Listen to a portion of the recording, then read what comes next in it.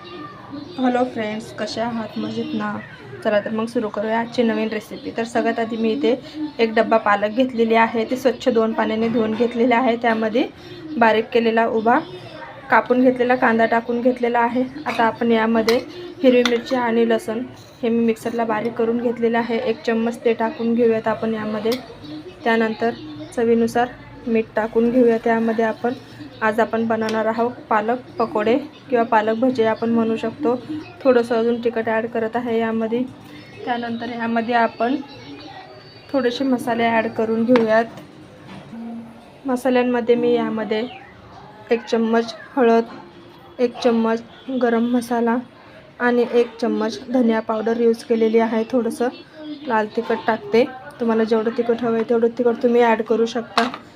त्यानंतर यामध्ये मी थोडंसं बेसन ॲड करते, तर यामध्ये मी 4 चम्मच बेसन ॲड केलेलं आहे, तुम्ही बघू शकता। तुम्ही पालक पकोडे कसे करता मला कमेंट्स बॉक्समध्ये नक्की सांगा। 4 चम्मच बेसन ॲड केलेलं आहे। आता हे व्यवस्थित आपण थोडं पाणी घालून हे मिक्स करून घेऊयात। तर यामध्ये मी हे जे तिखट पाणी होतं हिरवी मिरची आणि लसणाचं, ते थोडंसं पाणी ॲड करत आहे। थोडंसं पाणी टाकून हे आपण ॲड करून घेऊयात। थोडं घट्टच मिक्स ठेवायचं आहे, जास्त पतलं मिक्स करायचं नाही आहे। हे अशा प्रकारे हे आपल्याला मिक्स करून घ्यायचं आहे। जास्त घट पण नाही करायचं आहे, जास्त पतलं पण नाही करायचं आहे।